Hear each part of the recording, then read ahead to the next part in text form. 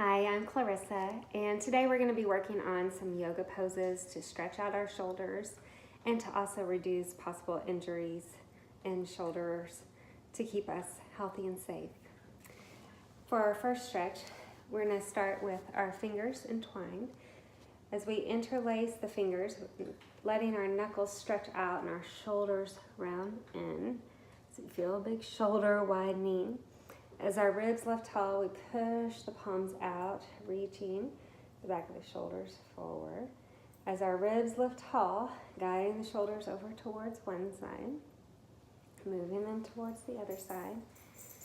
Back to neutral and up towards the ceiling, lifting tall and then over towards one side, and then over towards the other side. As we come to the center, our ribs lift tall, opening our chest. From here, you can rest your fingertips behind you, pulling our shoulder blades in. And as you lift your ribs, feel the chin and the throat open to the ceiling. We can hang out here. If you want more stretch in the chest, you can lift up, pushing the shoulder blades together to keep the shoulder girdle stable. Moving into an all-fours position, guiding our wrists underneath our shoulders, our knees underneath our hips, letting our lower belly come in. You can feel your ribs pull forward into a cow pose as your shoulders rest, your ribs come in. And then the ribs come tall as you fold your shoulders into cow.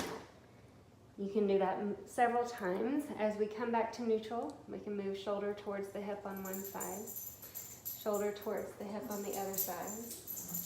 Moving back into the center, feel the spine be tall. And then you can dip the shoulders in towards the arms. And then lift the collarbone and pull the shoulder blades up to the ceiling. Serratus anterior stretch. Lowering the shoulders and the ribs and the collarbone, lifting them up. Just a little bit of movement, trying to isolate through the shoulders as you breathe.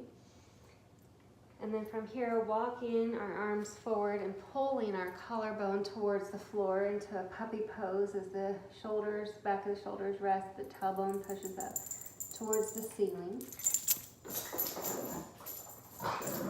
Then moving forward onto the forearm, reaching our legs back into a forearm, length lifting through your collarbone, your ribs, your lower belly.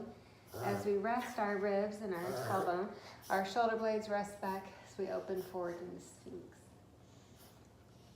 From here, sliding our palms in, feel your upper arms reach in, your lower belly reach in, and we lift tall. Then a popular pose for Vinyasa Yoga Flow is a Chaturanga. Finding stability in the shoulder blade can prevent injuries from repetitive use of this pose in our classes.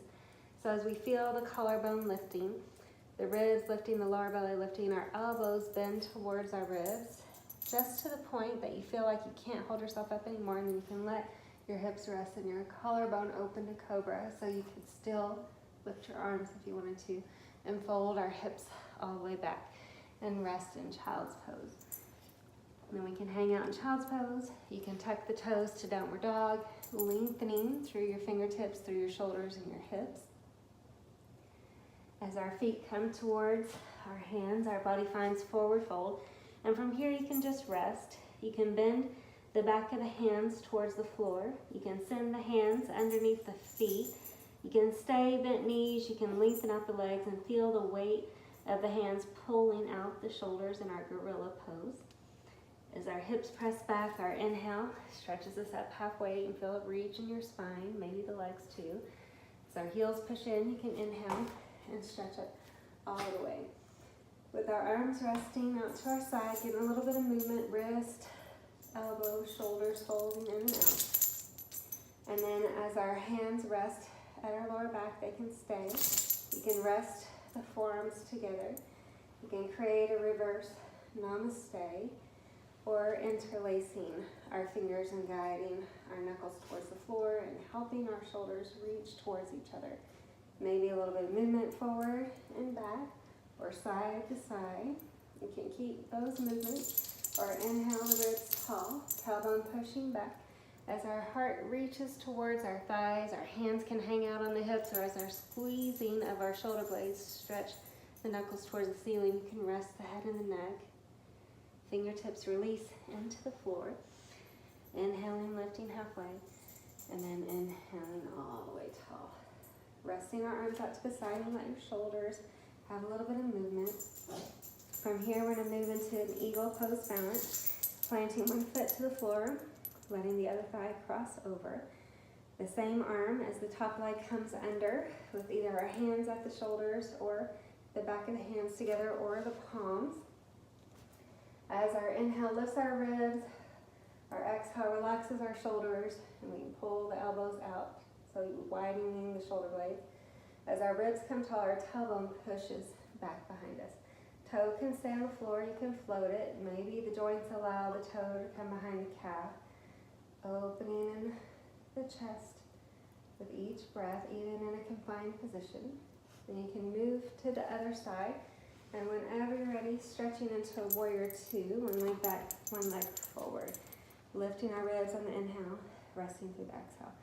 Finding the front palm opening, we're sending that front arm back behind us into a reverse warrior. Bottom hand can rest at the thigh or the hip, try not to push in our joint. And then this top palm can relax to the shoulder. The bottom arm can fold in, so the back of the hand rests at the lower back. If you're familiar with cow face arms and you want to wiggle your fingertips towards each other, you can, or you can just let your hands rest where they landed, elbows pulling wide. And then exhaling our elbows forward towards our front bent knee, stretching our spine tall. And then you can keep the bend in the elbows, or maybe it feels better just lengthen out. And then you can open into a side angle or a triangle with the back arm to the ceiling, lifting the shoulders, or the back over the head, stretching into our side body and breathe. Then as both arms come in, resting in to our child's pose and relaxing just for a moment. From here, we're going to have option for a different shoulder stretch. Sending one hand underneath the opposite arm. You can relax that shoulder to the floor and rest. Hand can stay by the head or stretch to the top of the mat or up to the ceiling or rest at the lower back and breathe. You can stay with just one arm stretching, or you can make an X with both arms, reaching the arms to the side, palms lifting to the ceiling, and then putting as much weight in the middle of that X as your body feels a good stretch.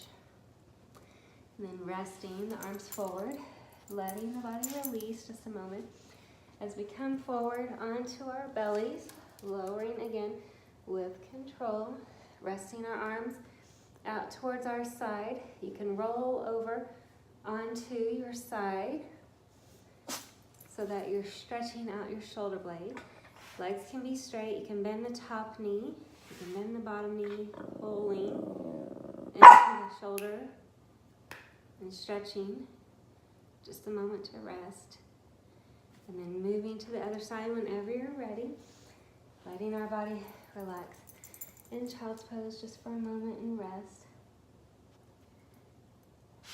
Anytime your body's feeling relaxed, you can come to neutral spine.